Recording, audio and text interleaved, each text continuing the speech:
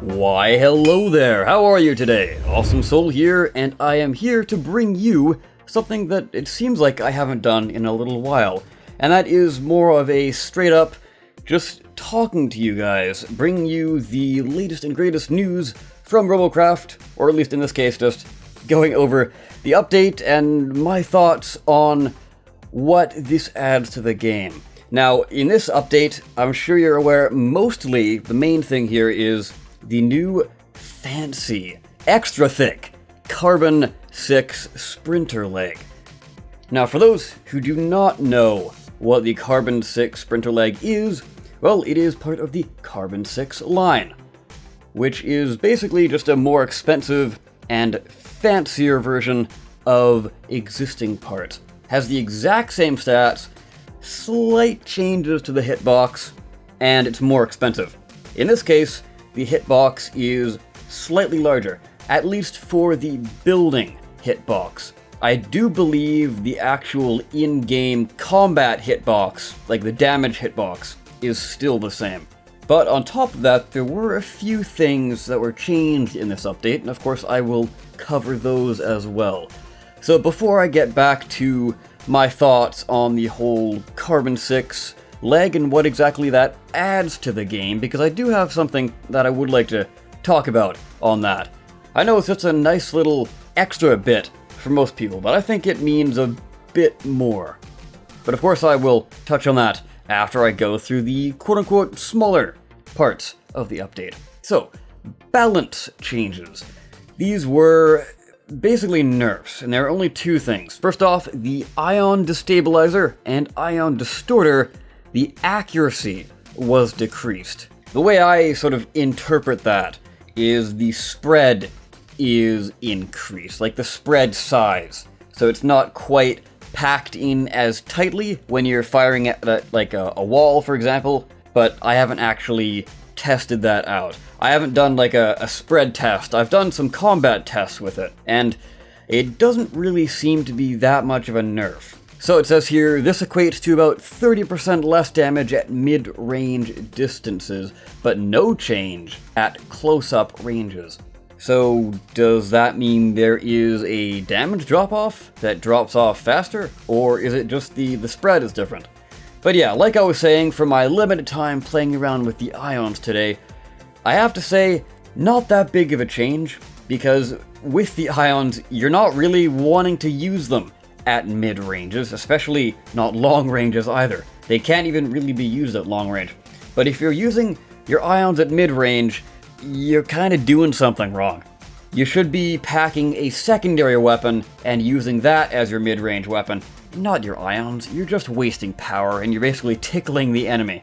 And now, even more so. Which kind of begs the question, why exactly did they do this? It seems a little bit pointless, but I don't know, unless you guys have some problems that you were having with mid-range ions. I never personally had a problem with them. It was always just the close-range ions. And obviously, that is where they should be good, because a shotgun blast to the face is never a good thing. On top of that, we also have another nerf, like I said, to the Hoverblade Hurricane, aka the Mega Hoverblade. The health was decreased from 147,000 to 117.6 thousand. And they elaborate, now they are less efficient as lightweight damage soaking items. Which, yeah, that's cool. The days of those sort of mega hoverblade helicopters seem to be in the past though. I haven't really seen too many of them flying around, at least in recent memory. But I could be wrong there. Maybe they are in League Arena still. But yeah, it's a little unfortunate because I have kind of wanted to make a mega hoverblade bot, but now kind of all my incentive is gone away. And that's really the hard thing about Robocraft. It's these really intricate, crazy, game-breaking, quote-unquote, builds that kind of ruin, quote-unquote, it for everyone. This is why we can't have nice things, so to speak. It's kind of like they have to balance it for this crazy, ridiculous build whereas everyone else who tries to make, a normal, proper hoverblade bot, or in this case, a mega hoverblade bot, is now punished because of this ridiculously weird build. I don't know, that's just kind of the nature of Robocraft. You kind of have to live with it, I guess. Now, some other changes were the disconnect penalty. So if you disconnect one time, you have 0 penalty. But now, if you disconnect a second time in a row, you now have a 30-second penalty.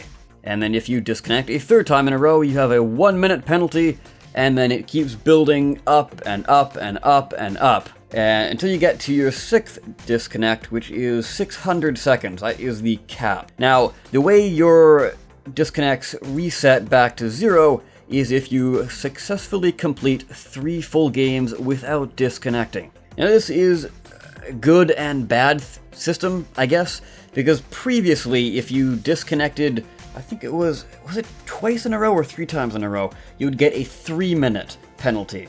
But now if you disconnect 3 times in a row, it is only a 1-minute penalty. But of course now you have to reset things, I don't know. So what do I think of this?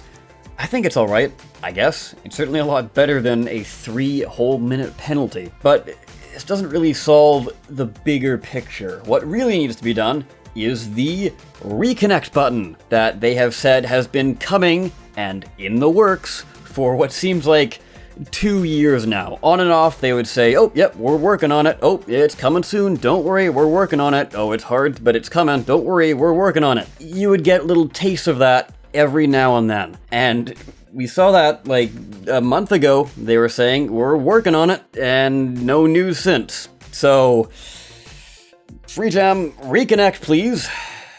Anyways, other than that, we've got some Zola in-game storage things. That's basically where you buy stuff. If you want to read up on that, go ahead. Link is in the description, as per usual. Oh, and yes, of course, there are bug fixes, as to be expected, but you can read those down below as well. Now, what exactly does the Carbon 6 Sprinter Leg mean for Robocraft? Well, I'm here to answer that. Well, it's more of my opinion, at least. So, as I'm sure you are very much aware, I do definitely like to build more artistically minded rather than offensively minded. I guess I like my bots to look cool. And I especially like mechs, so I like building with sprinters. And this is really, really nice because it gives variety.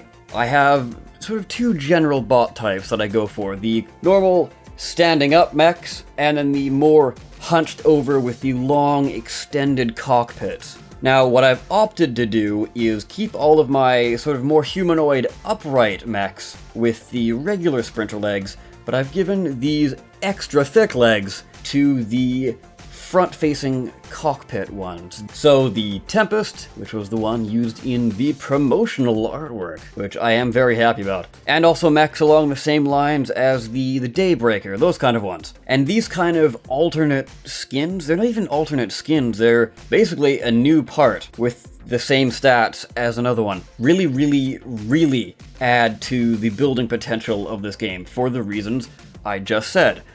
So no longer do you have to worry about all of your mechs looking the same. So basically, I'm sure most of you are aware of my concept video for the sprinter legs. When I originally did that, and before it was added to the game, it was like an inverted leg. It was a chicken leg, kind of. Or an ostrich leg, I guess you could say. And when it was announced that they were working on them, I was like, holy crap, this is amazing, it's getting into the game. So I built a few chassis around the idea of having this inverted leg. And that's why I went for the whole really long cockpit, because I figured it would look really well with that. But then we got these humanoid legs, and I strapped them on to the Daybreaker, which was the chassis I pre-built for the whole thing, and it looked a little bit ridiculous, but it got the job done, and it was a lot of fun to play. But now with these, it fits the aesthetic of those kind of bots a whole lot better. So the point I'm trying to get at is this adds a huge amount of customization for people that like to focus on looks rather than combat.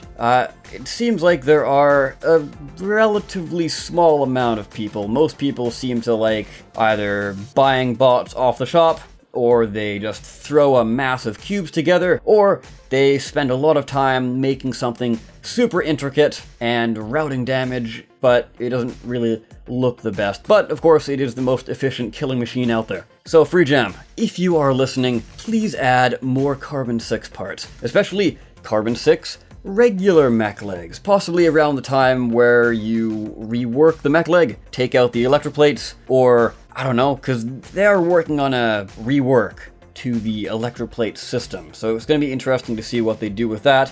Will they add the new and improved electroplates to the mech leg, or will they take them out entirely? But anyways, along the same lines as these Carbon 6 movement parts, what kind of other movement parts would you like to see get the Carbon 6 treatment? I would like to know, so go ahead and leave that down below. Maybe Free Jam will be listening, or maybe they won't. Now, I am aware by looking at my analytics that most people don't usually make it to the end of the video, but I think that's pretty normal for any YouTube video. But chances are, if you've made it this far, you are a very, very dedicated listener to the channel. So you've probably been around a long time, and or you enjoy the content that I put out. And I'm sure you've probably been aware over the past 2 or 3 weeks, I think now it's been going on, that, well, things are a little weird for YouTube. And a lot of creators out there have been talking about, you know, getting rid of their whole reliance on AdSense and, you know, the advertisements that come in. And I mean, for a channel that's tiny as mine, it's not even tiny, it's just like a speck of dust in a massive sea of content creators. But anyways, what I've seen a lot of the larger channels do that I follow, they have been saying that they want to focus on fan funding, whether that be through Patreon or t-shirt deals or sponsored content, etc., etc. They want to have a bit more of a connection with the people who actually watch their content and, you know, provide rewards and stuff. Space Kryptonite actually has a t-shirt store, and I believe Gromec as well has a Patreon. So with all of that in mind, I have kind of been floating around the idea of starting up my own Patreon. But, of course, you know me, I like to actually talk these things through with my subscribers and, you know, be open about things, which I believe is very important for any content creator. And I don't think a lot of them are quite as open as they should be, but that's just my opinion. But anyways, I think it would be interesting to have a Patreon, because a lot of the content I do here takes up a lot of time. And ask any YouTuber, the one thing that they never have enough of is time. Especially if you're like me and YouTube isn't your full-time job. You have work and college, etc., etc. So finding the time to do these high-quality videos that I really like doing is a little bit tough. You know, like the concept videos, or that one meme video I put out a little while ago, you know, breaking the conditioning of Robocraft. Yeah, I think that was probably one of my finest videos, if I do say so myself. If you haven't watched it yet, I highly suggest you do. It is absolutely hilarious. Yes, I know, tooting my own horn and all that jazz. But yeah, it's not easy to produce those kind of things when you don't really have all the time in the world to do so.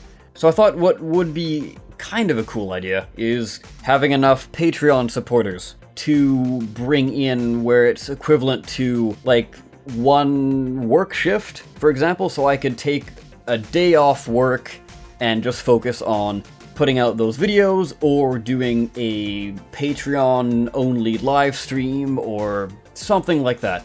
I don't know, I'd have to look into Patreon and the rewards. I know you can do Discord-linked rewards as well, so if you become a patron, you get access to a special rank on my Discord server. So I could do something with that. Maybe I could post teaser images for the videos I'm working on, or, you know, something like that. And I just want to make sure you know this is not set in stone. This is me just basically throwing ideas out there and other things I've heard other YouTubers say. Just sort of giving myself ideas, sort of talking myself through it, almost, as well as like looking for feedback from you as well. But anyways, this has probably gone on for long enough, so I would like your opinion on everything. Yes to a Patreon, no to a Patreon. Would you even donate to the Patreon? That's kind of an important question to ask. But anyways, I will end the video right about here. I, of course, have been the Awesome Soul. I thank you so very much for watching, and I will see you next time. Take care.